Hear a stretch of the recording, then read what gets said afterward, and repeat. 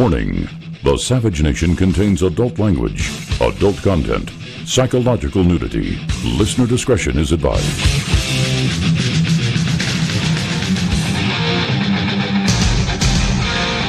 And now, America's most exciting radio talk show, The Savage Nation, home of borders, language, culture.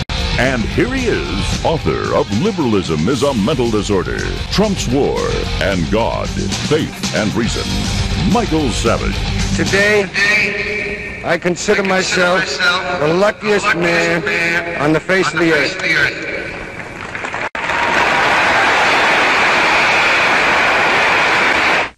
That was one of the most noble speeches ever given by a sports figure in the history of the world. That was Lou Gehrig, of Lou Gehrig's disease fame. He was a great American baseball player who was dying of Lou Gehrig's disease, ALS.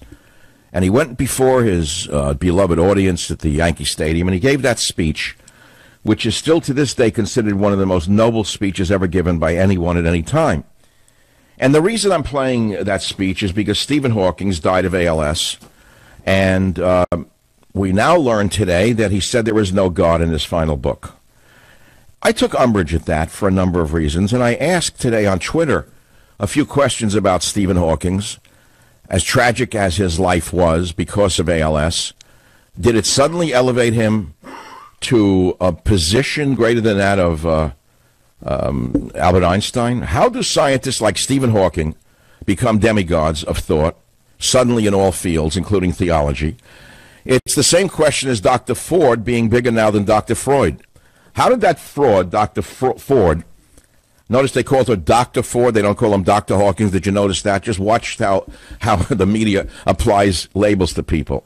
She was Dr. Ford, everyone in that kind of sanctimony, oh, Dr. Ford, doctor. How did she become bigger than Dr. Freud?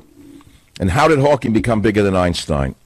Well, today on the Savage Nation, amongst other topics, I'm going to talk about everything you wanted to know about Lou Gehrig's disease and more. And the reason I'm going to do that is because, as I said, Stephen Hawking died a while ago, and now we're being told today that he declared in his final book, God is not dead, he or she never existed in the first place. CNN reported. He said, no one directs the universe. Now, it disturbed me for a number of reasons. Why should his thoughts on God, meaning his atheistic thoughts on the non-existence of God, suddenly supersede that of all of humanity from the beginning of theological history? Well, it shouldn't. But you'll notice how the media is playing this great role. And I asked the question today, why is Stephen Hawking considered such a world genius? Well, because he pushed global warming, and we learn he said there is no God. He's an atheist guru. And I want to discuss his disease, ALS, today for two reasons. One, because of what he said, there is no God, and we can then segue into what is ALS and other neurological diseases, including Parkinson's and Alzheimer's. Now, if you're young, you're probably not interested in this because you figure you're immune and you're immortal and you're never going to be affected by disease. That's okay. Everyone thinks they're immortal, just as they think that they're communists when they're 20. But the thing is, you'll get a little older and you'll find out that, A, you're not a communist. You're probably a devout capitalist once you have to pay taxes. And you'll also find out you're not immortal, and you'll start worrying about diseases, heart disease, Alzheimer's disease, diabetes, things like that, like everyone else, cancer. And you'll start to read more on it, and you won't follow crackpot theories on diets in order to protect yourself. You might actually just study some science. Now, the secondary reason I'm interested in ALS is because back in the late 70s, when I was working towards my PhD at the University of California at Berkeley, you can laugh if you want to be an ignorant fool, still one of the great universities in the world in the sciences. One of my dissertation topics was ALS and tropical plants, because there was a relationship that had been found between a certain primitive type of palm known as a false sago palm, or cycads, that look like palms. They're very ancient plants. And a certain subpopulation of people in Guam, the Chamorro people, who used the seeds of this plant to make a sort of flour which they made into tortillas. And they developed, those people had a high incidence of this neurodegenerative disease called amyotrophic lateral sclerosis, Parkinsonism, dementia complex. These are diseases characterized by motor impairment. We're all interested in that. So there was an environmental connection that I was fascinated by, and I wrote about it a little bit. I didn't really advance knowledge that much. I advanced my own knowledge. But just going back to cycads, if you find them, if you look it up, cycads, C-Y-C-A-D-S, what's interesting about them, they're amongst the fossils of many geological formations dating back to the Mesozoic. And the living species of cycads are survivors of plants which existed many millions of years ago. They're one of the most ancient species of plants on the earth. And so in these populations, also in regions of Japan, in the islands of Japan, they use the seeds of this cycad to make a flour, but they also, it was found, had high amounts of ALS. See what I'm saying? So I said, wait a minute, what the heck is this? What does this have to do with health? And how does this plant have to do with ALS, Lou Gehrig's disease? Well, I'm talking about it because of Stephen Hawking saying there is no God. Well, there's much to talk about, and if I had 3 or 4 hours with you, I could talk about ALS and the induction of neurofibrillary tangles with a tau isoform distribution, similar to that found in Alzheimer's disease, and associated with the lesions found in TDP43 and LRRK2. But what does it have to do with Cycas micronesica, the false sago palm? And what does it have to do with you? What foods, you're going to ask me, should you avoid to avoid the disease allegedly related to this cycad, also known as the Leytico-Bodig syndrome, ALS again? What is it? What's in this food? What is in it that does it? Well, it may be a compound that is produced by bacteria. And what's interesting is the traditional diet of the Chamorro people in Guam also included the fruit bat, bats. Now, bats, listen to this to show you how science works. Bats are a species that feed on cycad seed components, and as they feed on these seeds from this plant, they accumulate a compound called BMAA. Now, what is BMAA? Well, it's a type of protein that can cause this disease, because BMAA is reported in the brain tissue of Guam patients, and data is suggesting that some Northern American patients, that would be you, who are dying of Alzheimer's disease, also have detectable brain levels of BMAA. This is fascinating. And so if you look into this in any detail, you are led to, the green slime that's found in lakes, things like that? That's the dangerous stuff. And what originally started as the discovery of a little-known disease in Guam has now spread to a list of findings about some of our most debilitating brain disorders and potential toxins that are laying in bodies of water around the world. This is a fascinating study. And this part of it is the part that you may be interested in, but I don't want to alarm you into not eating shellfish or shrimp. But truthfully, you should know a little bit about that, especially if you study any of this, because you'll see insights into the disease. And you'll find that many of it is clustered around bodies of water where there's an environmental toxin, again called BMAA, that is produced by cyanobacteria. That's the blue-green algae that live in soil, lakes, and oceans. Now, what does it have to do with you? Well, these cyanobacteria are eaten by fish and other aquatic creatures. And studies have shown that BMAA is found in seafood.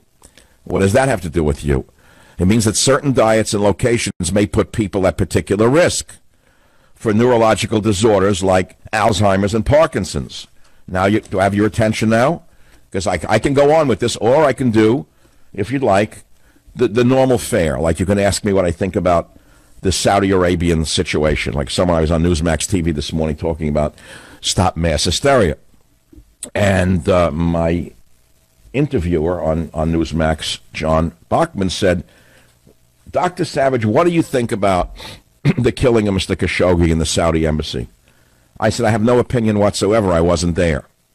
And I caught him off guard. He said, well, that's what makes you so popular, because you don't claim to know everything about everything like everyone else in the media has an opinion on everything. I said, it's easy to have an opinion on it. You know, you can might as well compute. Let's see, Trump had something to do with it. Trump had nothing to do with it. The Saudis did it. The Saudis didn't do it. I said, I don't know. I wasn't there. I don't know who killed him. I don't even know how he died. I don't know the man. So that's an example. There are things I know something about. There are things I can make some judgment about. And there are things I know nothing about whatsoever. And I choose not to talk about things I know nothing about, incidentally. So I want to go on for a minute more, if I may, if you'll just give me another few minutes, on this issue of Lou Gehrig's disease and our toxins that are found in plants, like I mentioned, the cycads, and in certain seafood related to ALS, Alzheimer's, and Parkinson's. Or I can do this at another time, if you don't mind. This is the Savage Nation. I don't know. What do you want me to do today? You want me to go into there is no God? I don't want to talk about that, because all we're going to get is there is God, there is no God. I believe in God, I don't believe in God. That's not Good Talk Radio. Good Talk Radio is talking about ALS and the possible causations, isn't it? Doesn't that advance our knowledge? And while we're doing that, let's play one of my favorite pieces of music, which is good to stimulate and organize your mind. It's Mozart's Horn Concertos. I want you to listen to it for a minute, and I'll tell you why. Listen.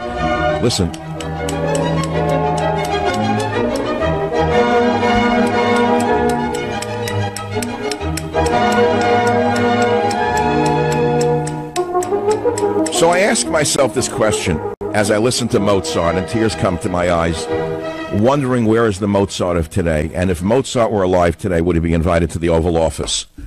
Because just a little while ago, we had a rap artist, so-called, in the White House, and I wanted to cry at the thought of how low this nation has fallen. Because I think that if Mozart were alive, no politician would have anything to do with him, since there are not enough classical music lovers to amount to very much, and therefore, what do we need Mozart for? Let's go to the gutter. That's where most of the people are. Join the Savage Nation. Call now, 855-400-SAVAGE, 855-400-7282. Savage. The Savage Nation is sponsored by Swiss America, the only company I trust with my financial future. Call 800-289-2646 or SwissAmerica.com. Not long ago, it felt good to withdraw your cash from the bank, to expand the business, to go on vacation, to buy a new car, remember? But today, withdrawing your own cash has become very, very risky. Listen, according to The Secret War on Cash, a new Swiss America white paper I just read, it made my hair stand on end. You better be careful when you go to the bank. I learned why banks are now required to spy on you and I for the government. And then they report any financial behavior deemed suspicious or unusual. What does that mean? Get The Secret War on Cash now by calling 800-289-2646. 800-289-2646. Did you know simply spending cash today is enough to get you branded as a potential criminal? You heard me. You better read The Secret War on Cash. It's free by calling 800-289-2646. The new war against cash is really a war against all freedom-loving Americans. Find out how to survive and thrive by reading The Secret War on Cash. It's free if you call 800-289-2646 right now. I'm Michael Savage, and you're listening to Talk 1398.7. There they go. No rap music. There goes 90% of the listeners, the haters.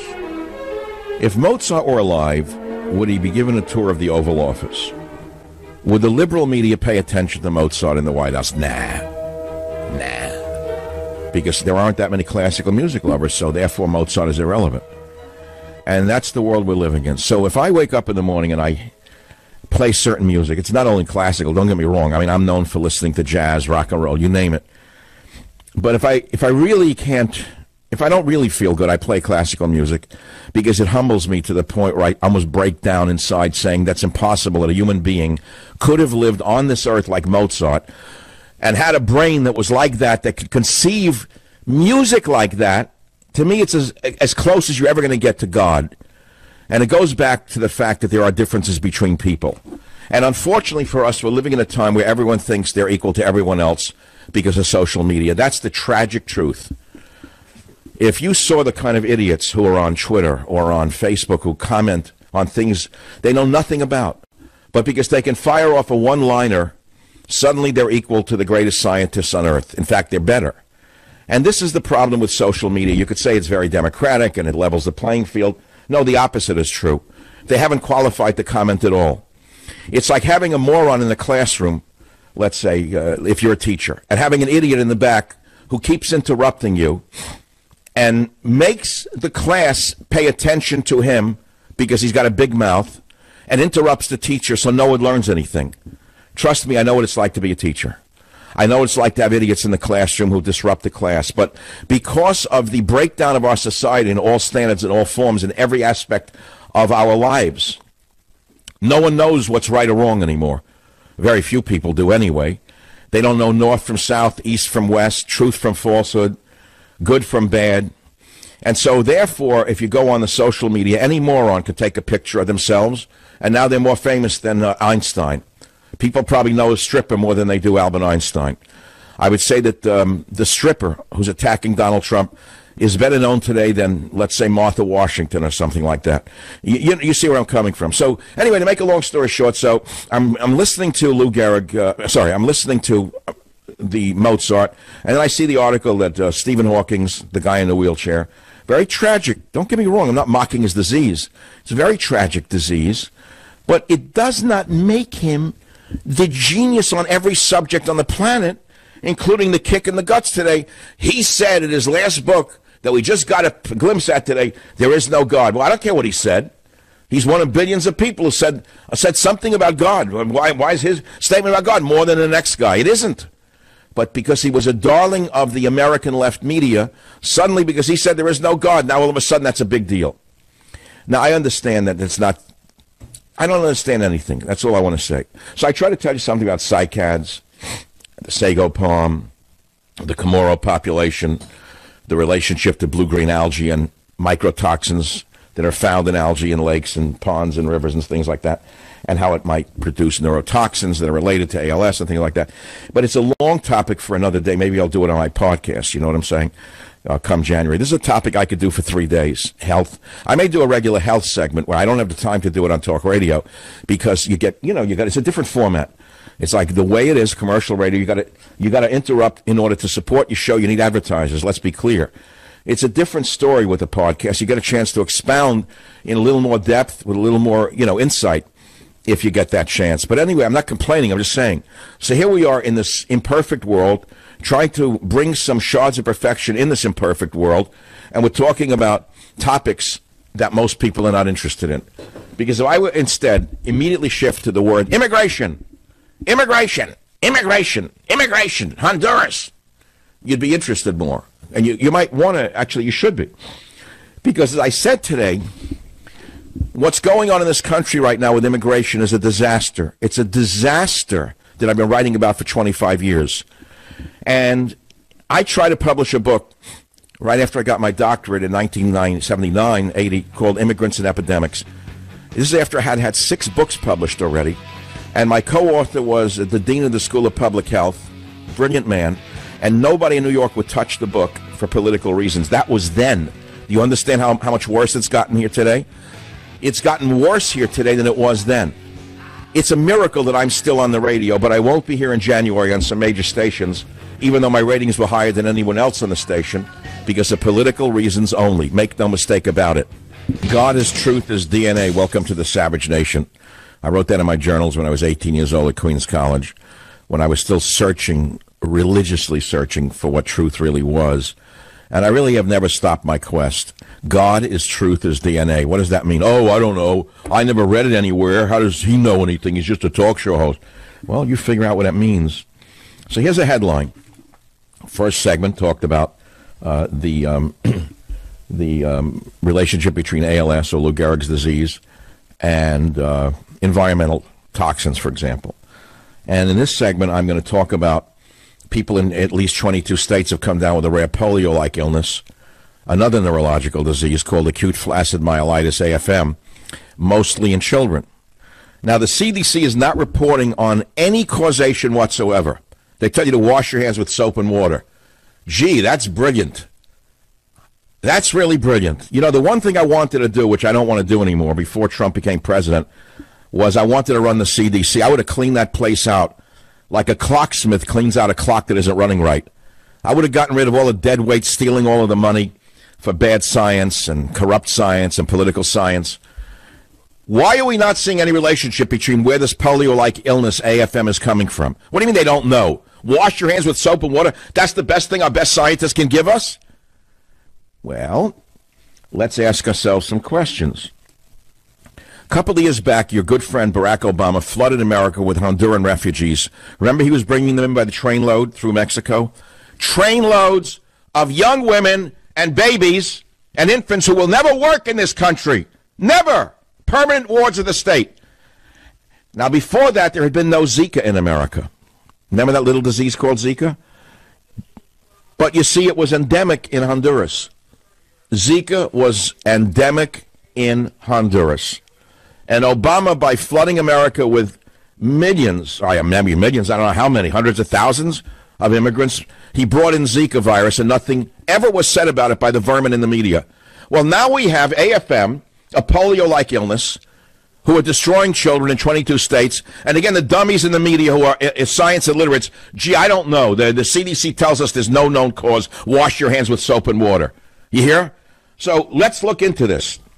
By the way, welcome, free thinkers, wherever you are. We are a dying breed in an age of thought control. That's right. Free thinkers are a dying breed in thought control. So the headline is, Trump threatens to cut U.S. aid to Honduras over immigrants, right? Trump threatens to cut U.S. aid to Honduras over immigrants. Now, I was asked this morning, what would you do to stop the flood of Hondurans that are passing to cross from Mexico into America and, again, suck the nation dry? Well, here's an answer to that question. Didn't we just cut a deal with Mexico called NAFTA? Wasn't it highly touted by the Trump administration as a great cure-all for all of our problems with Mexico? Yeah, we told, oh, this is going to be great. It's going to be wonderful for America. Well, since Mexico's now our partner in everything, and everyone's happy, we would say, we have to say to Mexico, okay, you've got to stop them in Mexico, because they have to transit through your nation, and we will provide the funding to build housing and detention facilities for all the Hondurans in Mexico, but they're not coming into America. They are not crossing our border. And you're going to stop them with the Mexican military, and you're going to give them the detention that they need and the care that they need, but we're not taking them. Now tell me what's wrong with that idea. Nothing's wrong with the idea, but I'm not in power. I'm only a talk show host. I should say, what do I know? I know everything. I know everything about a lot of things and nothing about some things. Let me tell you that right now. And so the fact of the matter is, that's a logical conclusion, isn't it? I think it's a logical way to stop the flood of Hondurans who are coming in, who are amassing to cross our border and suck our welfare system dry and destroy our hospitals again. Again, take everything from the American people, the schmucks who take everything. We may as well be invaded by a foreign army. So you look at the Hondurans, there's an awful lot of young men of military age on that mile of the caravan. Caravan, were they coming in by camel? Although they're calling it a caravan. No, you stop them in Mexico. The Mexicans stop them in Mexico. We provide Mexico with the money to build sane, logical, humane housing for them of a very primitive order. We're not giving them a three-level, a three-bedroom, two-bath color television house. Basic barracks like your soldiers live in. And they'll get much better care than they do in Honduras. And then when they're better, send them home. That's simple. The world has to understand that no first-rate nation can take in all of the world's poor. It's impossible. Now, that's what the communists would like you to believe, that we should all share everything. I would say start with Bernie Sanders' $1 million last year. Let him give it away, then I'll believe a word he says. The day Bernie Sanders gives away the money he's making on his communism is the day I'll believe a word any of them say. But again, okay, so what's this rare polio-like illness? Where is it coming from, AFM? You have to dig very hard to get any answers on this at all, because it's very serious. It can lead to paralysis and death in children.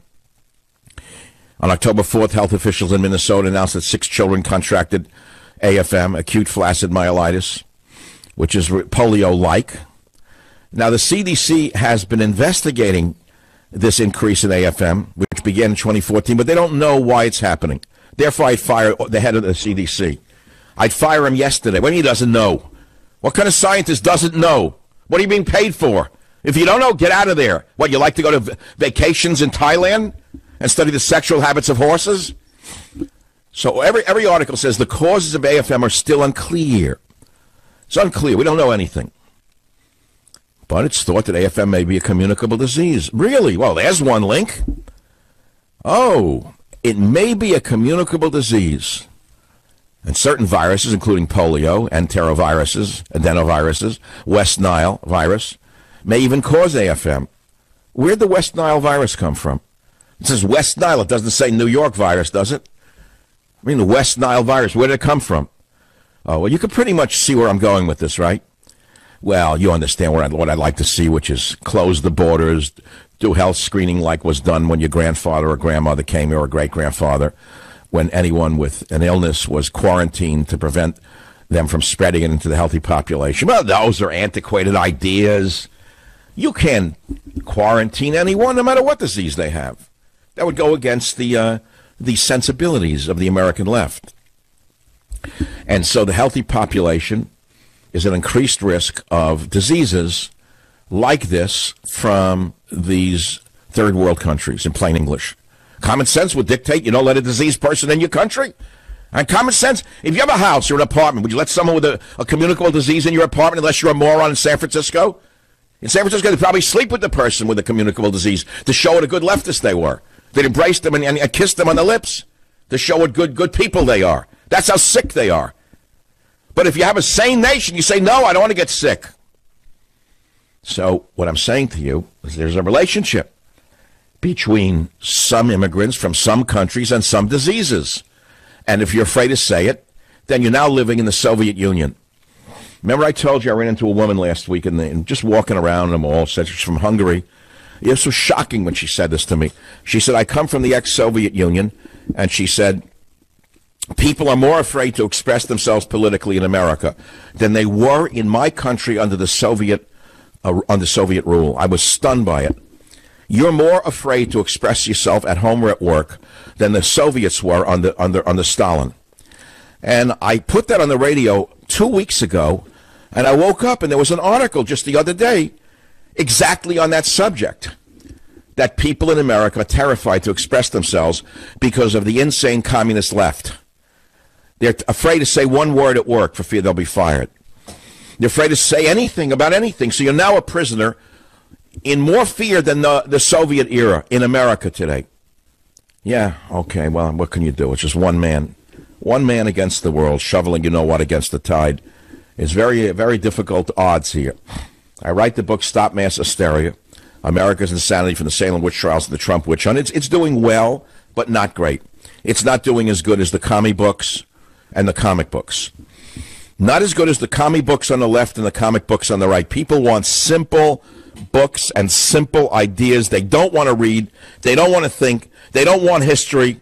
All they want are polemics. I'm not complaining. It's the marketplace. Let the marketplace determine. There's nothing I can do about it. I tried something new. I went from politics to history. People were not really ready. I don't know where the book's going to be on the list, if it's even on the list after week one. I don't know whether you bought the book or you didn't buy the book. All I know is I went to my local bookstore, Barnes & Noble. They said they sold it out. So whether that'll indicate the country is ready to read something serious instead of a comic book or a comic book, I don't know.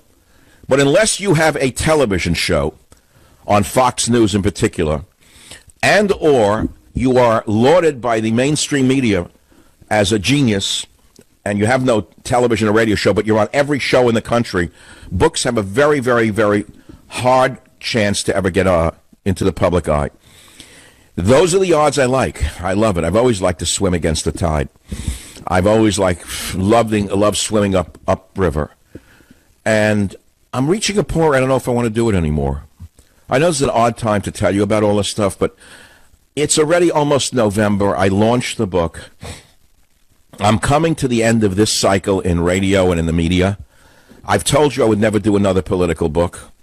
Although I'm being asked to already, please do one more on the presidential. You can't leave us because the presidential election's coming up in 2020. Please, Savage, just hang in there for one more cycle. I'm not so sure I want to do it. And I don't want to talk much more about it right now because you're going to start, oh, Mike, don't leave us. You know, that kind of. I don't want to do the old Mike, don't leave us. I'm not trying to get you to do anything or say don't. But truthfully, maybe it's time for me to do a Johnny Carson, is what I'm thinking. And, here's the funny part about how I work. When thoughts start to flood up in my brain from my subconscious, I listen to them. I can only repress thoughts for so long. And sometimes you got to listen to your inner, right? Got to listen to the old inner. And I'm reaching that point. Well, what does it really matter? What does it really matter? Do I have to do this until I drop dead on the radio? I went to dinner last night with someone who wants to give me a television show. Actually, I don't want to talk about it. It was real deep. So, well, there's someone in the media who's 84 years old who said he's never going to stop till he dies. I said, well, I don't know. That's great. Is that noble? There's something noble about saying you're going to work till you drop dead like a horse? They shoot horses, don't they? Remember? What do you dance on the dance floor till you drop dead? Or is there more nobility in leaving at the height of your career, at the top of your career? I'm walking out, and that's the end of it. These are the questions that I'm thinking about it. But here's the problem. I'm drifting in from disease to this. Here's the problem with that thinking. I don't have any hobbies. Not really. I mean, I collect old cars, but I have 2 old Jaguars.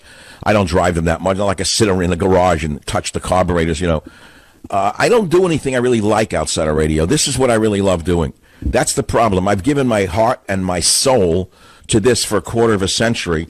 I don't golf. It's too slow for me. I mean, if you golf, God bless you. I find it too slow a sport. It's just I can't watch the ball and then walk, and that's too slow. Tennis is too slow for me. I don't do anything other than this. This is what I love. I love ideas. I love thinking. I love politics. Can you transition to becoming a normal human being after a quarter of a century of driving yourself to the top based on truth? Well, tune in to find out.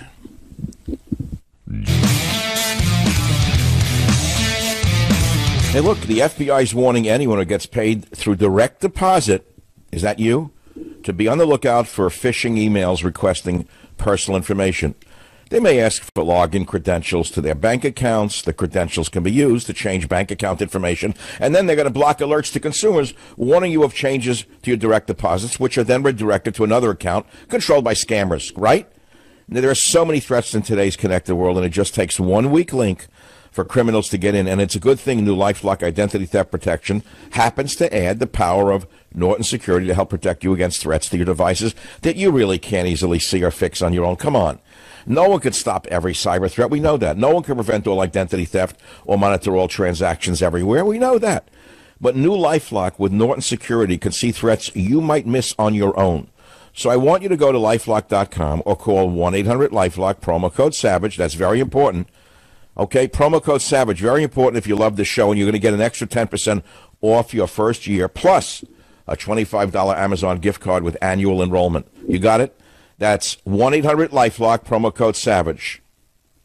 That's promo code SAVAGE, terms apply. Right. And now we go back to free thinking on the Savage Nation, wherever you are, you the dying breed in an age of thought control. Just to summarize in a few sentences or less, I started by talking about ALS, Lou Gehrig's disease, Steve Hawking saying there is no God, and I went from ALS to the outbreak of polio-like illness that are really wrecking our children, trying to suggest there's a relationship to immigrants. And I will tell you right now, you say, well, come on, what's the relationship between this polio-like illness called AFM that's hitting the children in America and immigrants? Are you just doing this for hysteria because you want to sell stop mass hysteria? I'll let you decide, okay? If you go back in the literature, you will find that epidemiologic data suggests that this AFM cluster was likely associated with the large outbreak of EVD68. Do you remember EVD68? Do you know where EVD68 had been endemic and still is endemic, which you'll not find in the media anymore? Honduras and Central America. I'll say it again. This virus, EVD68, which we read about for a while, has been wiped out of the literature. You can't find it anywhere. And you cannot find any science that shows any relationship between EVD68 and the outbreak of AFM, because they will not fund that kind of research, because, as I said to you, I've tried to tell you over and over again how corrupt our science has become in the West, particularly in the United States of America. In other words, you will not get, if you were a PhD student or young scientist, and you said, look, I'm thinking about this outbreak of polio-like illness and the older relationship between EVD68, which was endemic in Honduras, you wouldn't get 10 cents to study that. The CDC wouldn't fund it. The NIH wouldn't fund it. you'd probably lose your postdoc. You'd be thrown out of school. This is what happened in the Soviet Union under Stalin. I'm just trying to tell you the way it is. I'm just trying to tell you, there's almost no science allowed anymore unless it conforms to the politics of the time. And what's sad here is that I tried to awaken the Trump administration. They're super bright people.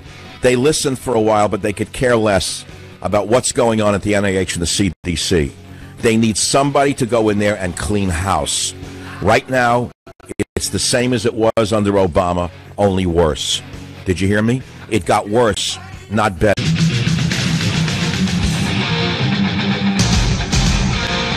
And now, America's most exciting radio talk show, The Savage Nation, home of borders, language, culture. And here he is, author of Liberalism is a Mental Disorder, Trump's War, and God, Faith, and Reason, Michael Savage. Today, I consider myself the luckiest man on the face of the earth. As the guy hits the deep right field, that ball is going, it is gone. Maris hitting his second homer of the day. And the Yankees' sixth homer. Those were the days, my friend. Those were the days, my friend, we thought they'd never end. And so you had the Lou Gehrig speech, known as one of the greatest and most noble speeches in the history of sports. Compare that to the sterling examples of sportsmanship that exist today, beating each other up on the field, etc. And you'll understand what I'm talking about. So we're talking about Lou Gehrig's disease because Stephen Hawking's died, and he was considered the great guru of everything, but he really wasn't. And now we'll learn in his last book, he said God doesn't exist. So what? What do you see? He was an atheist at the end. He was a bitter, broken man from his disease. It's sad that in his disease he didn't find any faith. Now, I don't know how I would be if I had that disease. I can't say. But it doesn't mean that everything he said was gospel. You understand what I'm saying? So that launched us into the discussions we've been having today on the show, and I went into the story of ALS. As I said to you, I was very interested in that back in the late 70s when I was working for my doctorate, and I did some research on it, and I've continued to be interested in plants and toxins, meaning, see, we're living in an age of mass psychology and mass hypnosis on so many subjects, including health and nutrition, health and disease. So if I say to you that there are toxicants occurring in natural products that you have to be aware of, people don't even know what I'm talking about.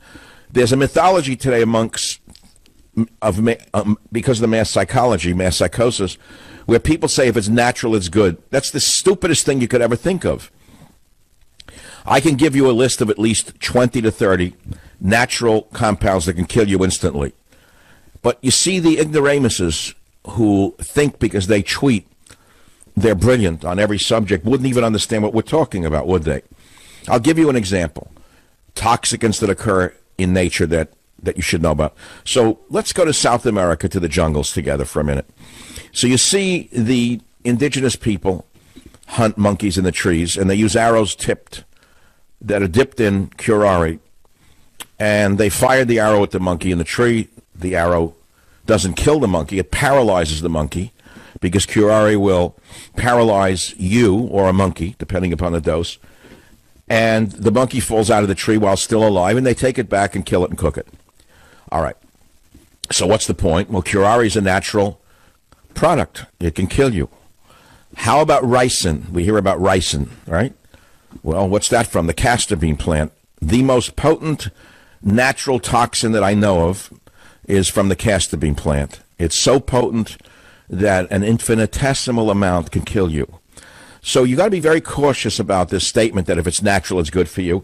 And this is part of the crowd psychology that I try to talk about in Stop Mass Hysteria, leading you back to politics again, because mass hysteria or mass hypnosis is something you have to understand, because the media and governments exploit both mass hysteria and mass hypnosis. For example, selling the absurd notion that Russia cost Hillary Clinton the election, or denying that France and England are crumbling under the weight of Muslim immigration. One of those statements is demonstrably untrue. The other is demonstrably true. Yet those in denial refuse to accept reality in either case. This is what I mean when I talk about mass hysteria, and it's all in my new book, which is a must-read for those of you who can still think. So now we go back again to the other illness right now that's scaring people, especially those with young children, which is the polio-like illness, AFM. Now, I happen to remember that a few years ago when Obama flooded America with Honduran women and their young children, they brought in Zika. But I also remember railing against this insane policy because of the fact that EVD68 and enterovirus D68 was known to be endemic in Honduras. And why would you bring in children infected with EVD68 and not expect them to co-infect children here in our schools, unless you're a left-wing Marxist who wants to destroy America, and you want voters, and you want this, and you want that, and you don't care about the health of the nation, okay?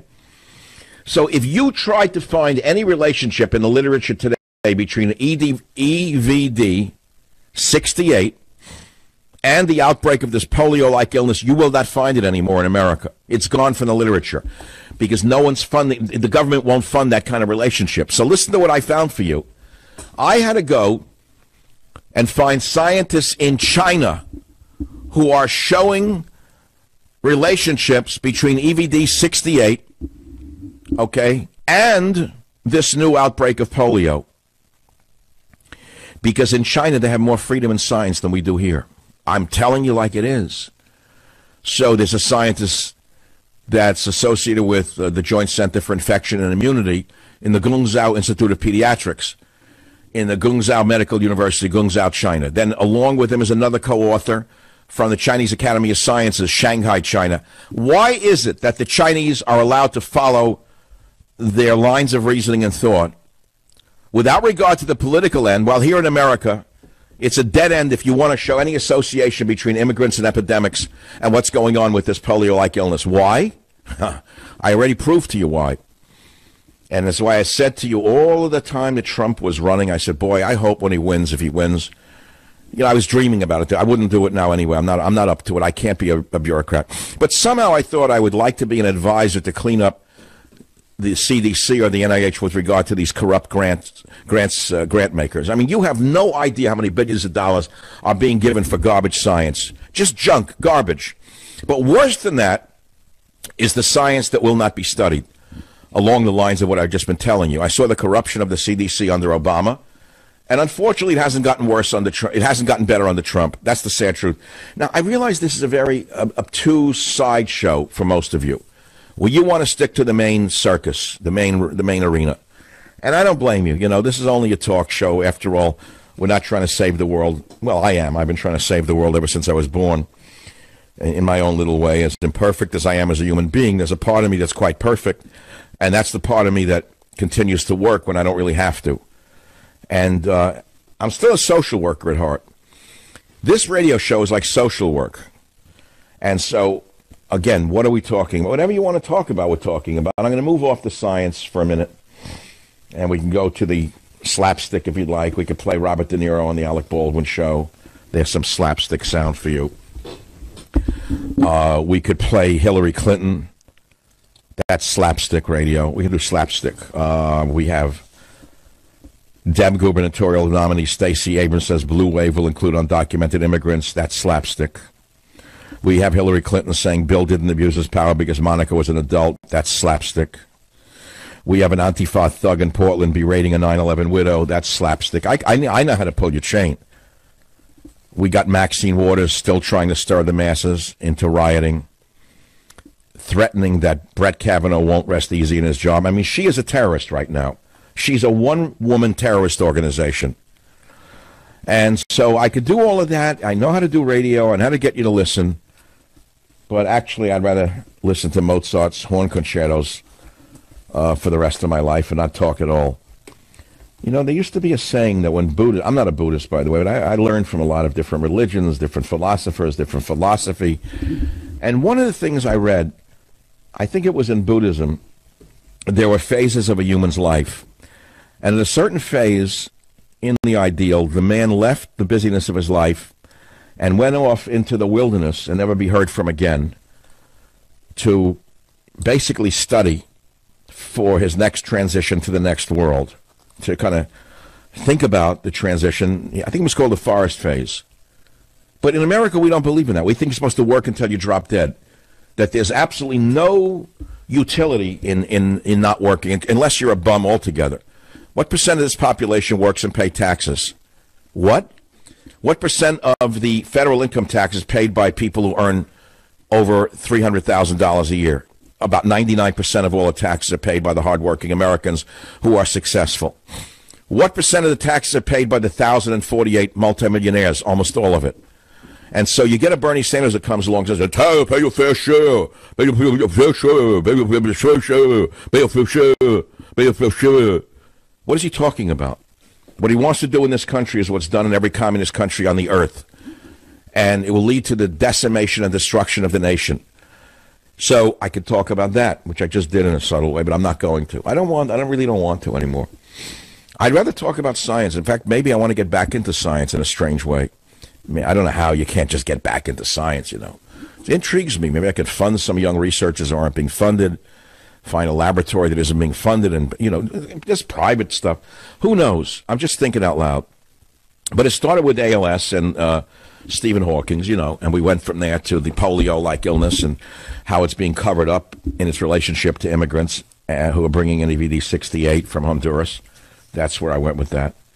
And I saw an interesting political story. Ford calls it quits on Kavanaugh, wants no prosecution, no investigation, no impeachment. It appeared today in a publication called Legal Insurrection. Now, why would Dr. Freud, all of a sudden not want to go after him anymore? She does not want him to be impeached, said CNN's Dana Bash. Oh, no, said her sterling attorney, that monster Katz. Huh? Why all of a sudden a woman who persecuted and almost destroyed Kavanaugh, a perfectly innocent, wonderful man, why is she not wanting to pursue prosecution or investigation or impeachment? I know why. Katz said, Professor Ford has not asked for anything of the sort. What she did was to come forward and testify before the Senate and agree to cooperate with an investigation by the FBI, and that's what she sought to do here, said Katz, the fork-tongued lawyer. She came forward and she was heard, and now she's done. Oh, no. That's not why Dr. Freud is backing out all of a sudden. That's not why the vicious mouth Katz, the lawyer, is suddenly dummying up and saying, oh, she doesn't want to do any more. They're terrified right now of the blowback. You see, there's a case to be made against Dr. Ford that could not only incriminate her, but could imprison her. That's number one. Let me repeat that. That woman could not only be incriminated, but incarcerated for what she did or tried to do to Kavanaugh. That's number one. And so, by the way, could Dianne Feinstein be incriminated and incarcerated for what she did. It won't happen because the Senate would never do it, but there's a case to be made for that. They knowingly lied. They knowingly hid evidence. They knowingly broke the law and almost destroyed him. And they figured they had it made. They figured that Kavanaugh would break and run. They figured Trump wouldn't dare to back him for fear of the political ramifications. They did not count on Trump's stand-up behavior. I mean, he's a stand-up kind of guy from New York. He stood up for Kavanaugh right to the end, by the way. And it was because Trump was so strong on Kavanaugh that others in the Senate suddenly found their testosterone, like Lindsey Graham suddenly became a testosterone-driven male. I know where that came from. It's great to see him. It's the new Lindsey. I figured out why Lindsey is like that. He's replacing John McCain as the, quote, maverick, right? John McCain's gone, so who's taking his place? Lindsey Graham is becoming the maverick now in the Senate. So because of Trump's support for Kavanaugh, and he wouldn't back down no matter what these vicious human beings did or tried to do to Kavanaugh, Trump stood with him, and we won. It was a close one, man, but it was because of the president. Make no mistake about it. And I think shows like this did help support public opinion towards the truth of the persecution of this innocent man. And everyone started to realize, wait a minute, I don't have to be a conservative to understand this could hit me tomorrow. They could accuse me, wherever I work, of being this or being that. And what, there's no evidence? It goes against all the rules of our nation, what they did to him. All the rules of jurisprudence, what they did to him. All the rules of the Bible were reversed. And if you look at the Jewish law, for example, of which I know something about, it violated all the tenets of Jewish law itself. I don't know if you know it, but remember I kept quoting the Bible, thou shalt not bear false witness against thy neighbor? Remember? Well, apparently Dianne Feinstein didn't read that in Catholic school. But I'll tell you more about it when I come back on the Savage Nation. Join the Savage Nation. Call now, 855-400-SAVAGE, 855-400-7282. Savage. The Savage Nation is sponsored by Swiss America, the only company I trust with my financial future. Call 800-289-2646 or SwissAmerica.com. I'm getting a lot of comments on the Stephen Hawking comment, there is no God. Someone wrote this. How come, it's funny how these super scientists, so-called, are followed blindly. Hawking says global warming is real and there is no God. Richard Dawkins tells us that eating human flesh will save us all. Bill Nye, the no science guy, pushes the transgender agenda. Scary times. Thank you very much for understanding why I'm doing this today. So I think we've covered that one for now. I can do a lot more on it. And it's interesting to me what people respond to on Twitter or on the radio show or on my website. Last night, I went to the city. I had a business meeting, so I chose to meet at Alioto's on Fisherman's Wharf. I know the owners. They treat me really well. People think it's a tourist trap down there, but it can be. But when you go in there and you treat it like family, it's different. So I posted a picture of me with a martini in my hand. No vermouth, please. Toxic. And my book, Stop Mass Hysteria, next to me on the table. And, you know, I got as much response to that as I did on some intellectual subjects that I post on Twitter. They like pictures. I like to take pictures of me with a drink in my hand. It's become one of my favorite things. It's hard to manage. The camera in the right hand, now the drink in the left, and the table. If the light is just right, it's a beautiful picture. The light was really good here coming through the olive and the other green thing floating in there as a piece. I did a double, a lime and an olive. I generally do not use any, what do they call that, fruit? Would you like fruit in your drink? Generally, no. I never let any of those stuff go in there because they touch it with their hands. I don't let it, you know what I'm saying? No fruit, if you don't mind. If I want fruit, I'll go to a fruit stand. But there's a piece of lime. I like to eat the olive after I drink the drink. And then, you watch the sun go down over the Golden Gate Bridge. And you look at the mystery and beauty of the world, and, you know, the world feels better, like a better place. Good food, good drink, conversation. It makes life possible. And let's not forget great music. As I was playing for you earlier today, Mozart's horn concertos. And I asked really pointedly and sarcastically, if Mozart were alive today in an age of rap music, would he be invited to the Oval Office? I think the answer is in the question.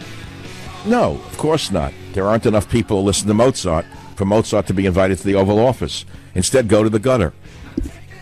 Join the Savage Nation. Call now, 855-400-SAVAGE. Let me point you to some stories on michaelsavage.com. So the headline is, Michael Savage nails it, Antifa types the brown shirts of Dems.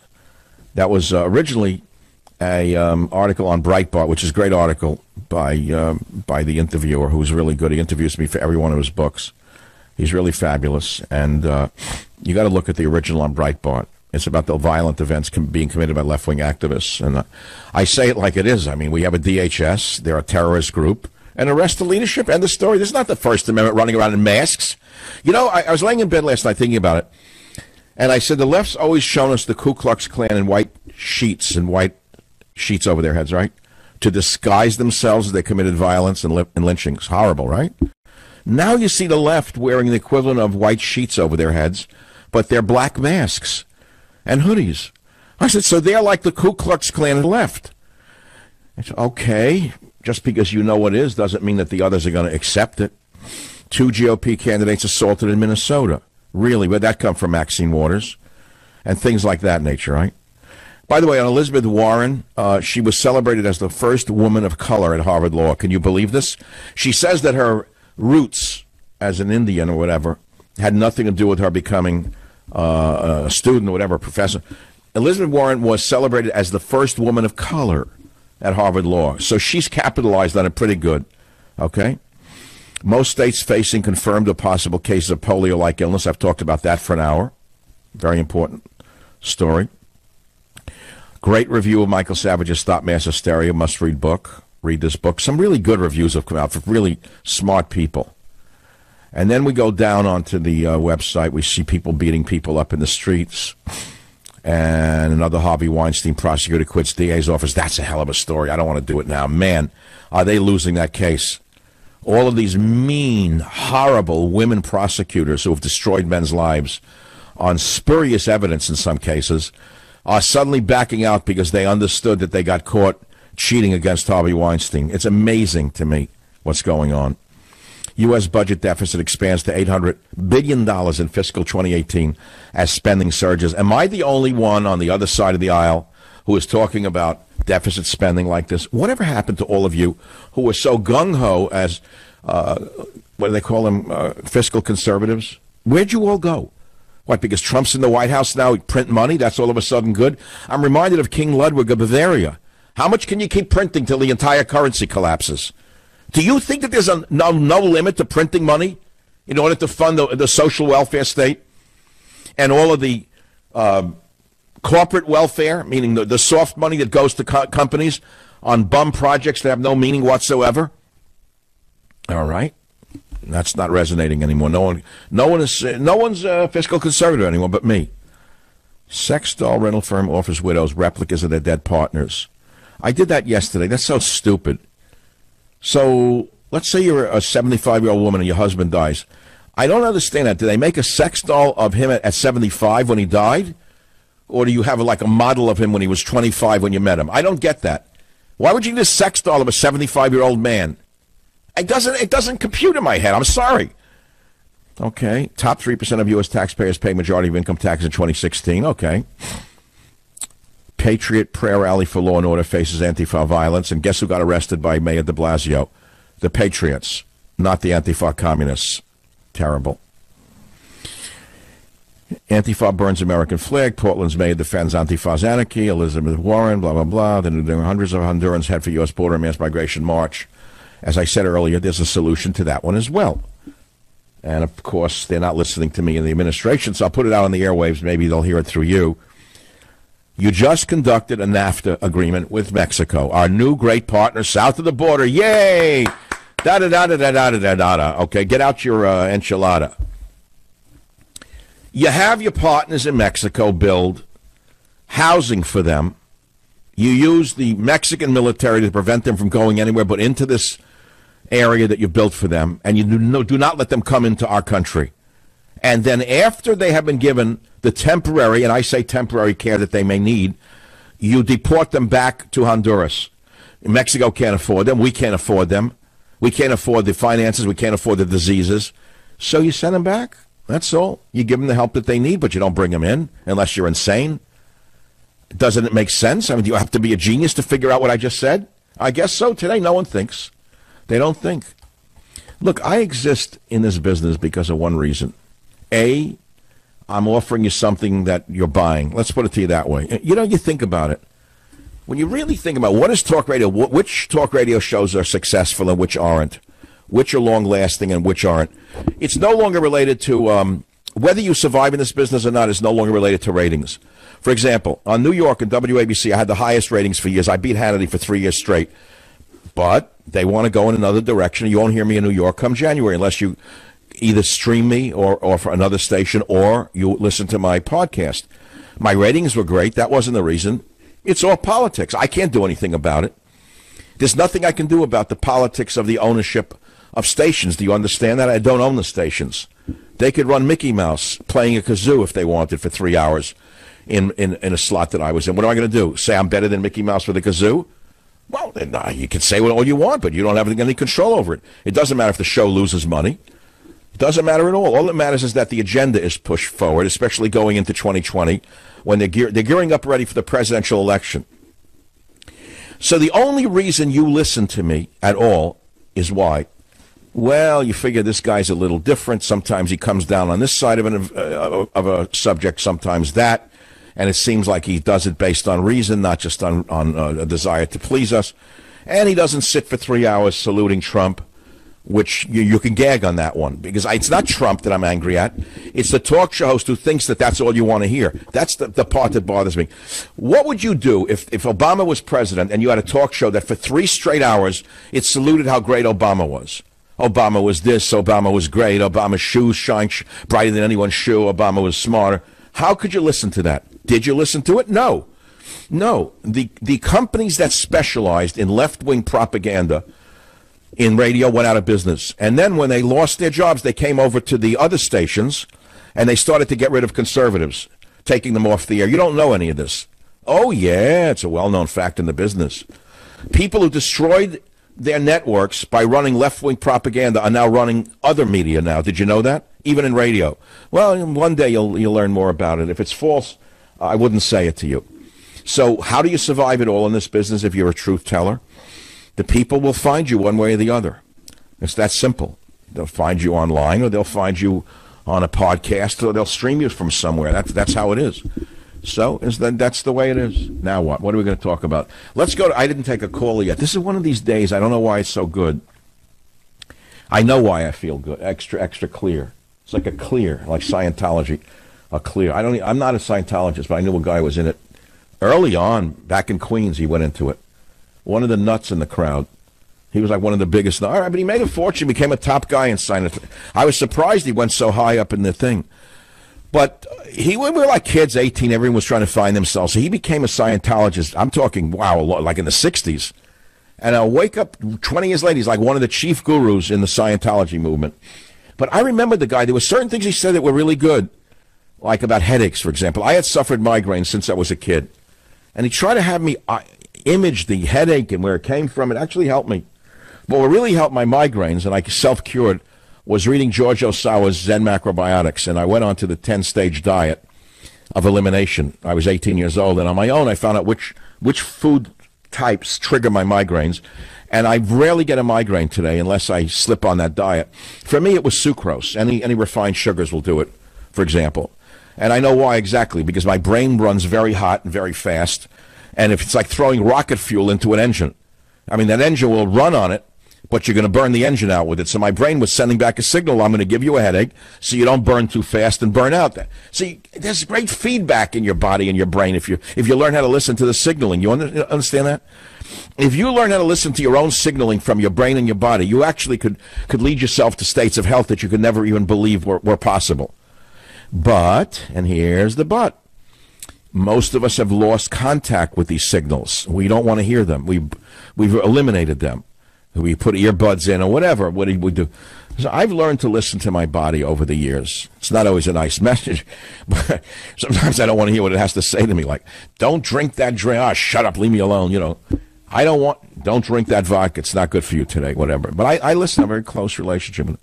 So I took the Zen Macrobiotic diet, did elimination on sucrose, and cured my headache, and the rest is history. For me, it doesn't mean for you. Maybe you love sucrose. Maybe you like getting diabetes and cancer and heart disease. I can't stop you if that's what you want. People do crazy things today based on non-science. So the reason I'm happy today on radio is I was able to use my learning, my dissertation going back to 1978 in the ALS studies that I was interested in then, and the relationship to Lou Gehrig's disease today, and the statement by Stephen Hawking that God doesn't exist because he died of ALS. I figured that would be interesting. But do I know if you're really listening? Or maybe you listened to Hey Abbott already. I don't know. You could have turned off to listening to Hey Abbott by now because you could hear everything you ever wanted to know about the administration, how great it is around the clock. Hey Abbott. What's with that part down the middle of his hair? You know, it's a terrible thing to be a good-looking boy and become not so good-looking in your middle age, man. Wow. I don't know what it's like to be like that. I was never like a handsome guy. I was never like not known as handsome. I was okay. I had my share of fun, but what I'm saying is, what if you live on your looks and you have nothing underneath, no education and no intellect whatsoever, and you make a fortune, and finally you look in the mirror, and no matter what you do, you have to part your hair in the middle and look like Lou Costello in order to cover up the thinning hair. And so you get increasingly desperate to be young, and you start breaking bricks with your hand, and then the whole manhood thing comes up, and the people, well, they don't call you tiny. I mean, that was a terrible thing to do to the president. I'm talking about people in the media. They don't call you tiny. That's nothing to do with anything. What does size have to do with brains? You know, what does everything have to be everything? Some people are endowed mentally, some are endowed physically, some are endowed with both, some are endowed with nothing. That's the human condition. What are you going to do about it? But if you're in the media and you're thriving based on your good looks, your good guy looks, and your hair starts to thin and your face starts to look like Jerry Lewis after a telethon in the 70s, and there's nothing you can do about it. I don't know what that's like. That's a form of torture in its own way. And then as the years go on, the portrait of Dorian Gray gets more and more corrupted. You know, I don't know. I think God in his own way has a little way of playing with people who think that they're bigger than God, you know? Do you have any idea what I'm talking about? Is there anyone out there who knows what I'm even talking about? I wonder sometimes. I think you do, because like if I run into people strangely, and what's increasingly happening to me is that people of different cultural backgrounds are stopping me in the street. Like yesterday, I had the day off, right? So I had to go to a dentist for something. So there's a nice lady said hello to me like she knew me. So I went up and said hello. She's from Cambodia, and she said to me very quietly, she said, I lived through those camps that Pol Pot created. My relatives were killed in them and lived through them. And I was stunned. Here's a living woman who, if you looked at her in the street, would say she's she's a liberal. The Democrats always think that if someone's from Asia, they're a liberal, or if someone's African-American, they're a liberal, or if someone's gay, you have no idea what a person's politics are. Really, you can't tell by looking at people. You just can't. Do you know that? Yeah, well, okay. Like some cops, for example, are diehard communist leftists. You wouldn't know that. There are many in the military who you'd think would be normally conservative Republican. They're left-wing commies. You wouldn't know that either. So you can never judge a book by its cover. I'll be back in a minute. Join the Savage Nation. Call now, 855-400-SAVAGE, 855-400-7282. Savage. The Savage Nation is sponsored by Swiss America, the only company I trust with my financial future. Call 800-289-2646 or SwissAmerica.com. Have you ever taken your car in for an oil change? Your mechanic finds something wrong, and bingo, surprise, you're hit with a huge repair bill. And what happens when you're not covered by the manufacturer's warranty? You're paying out of your own pocket to fix it, that's what. That's why I recommend extended vehicle protection from CarShield. If your car has 5,000 to 150,000 miles, CarShield can save you from paying for high repair bills. Replacing your engine or even a simple sensor can cost thousands. But when you're protected by CarShield, you can have your favorite mechanic or dealership fix your car. It's your choice. CarShield also provides 24/7 roadside assistance and a rental car while yours is being fixed for free. Get covered by the ultimate in extended vehicle protection. Get CarShield. How? Call 800-CAR-6100. 800-CAR-6100. 800-CAR-6100. Mention code SAVAGE or visit carshield.com. Use code SAVAGE to save a big 10%. That's carshield.com or 800-CAR-6100. Code SAVAGE to save 10%. A deductible may apply. Not long ago, it felt good to withdraw your cash from the bank, to expand the business, to go on vacation, to buy a new car, remember? But today, withdrawing your own cash has become very, very risky. Listen, according to The Secret War on Cash, a new Swiss America white paper I just read, it made my hair stand on end. You better be careful when you go to the bank. I learned why banks are now required to spy on you and I for the government. And then they report any financial behavior deemed suspicious or unusual. What does that mean? Get The Secret War on Cash now by calling 800-289-2646. 800-289-2646. Did you know simply spending cash today is enough to get you branded as a potential criminal? You heard me. You better read The Secret War on Cash. It's free by calling 800-289-2646. The new war against cash is really a war against all freedom-loving Americans. Find out how to survive and thrive by reading The Secret War on Cash. It's free if you call 800-289-2646 right now. I'm Michael Savage, and you're listening to Talk 1300 and 98.7. Let me tell you before we move on about the home security companies. You heard this before. Most of you, if you have regular home security companies, you know it's like a bad cable company, right? Hours waiting for the technicians, then hours on the phone. And then when you can't take them anymore, you want out, they say, nope, sorry, you're stuck in a 3-year contract. And I told you you don't need to get stuck anymore. If you're looking to protect your home, go with Simply Safe Home Security. They're real, and they're comprehensive in their protection of every window, door, and room in your home. It's beautifully designed. It looks good in your house. You'll actually want to use it. You can put it in yourself with a couple of simple tools.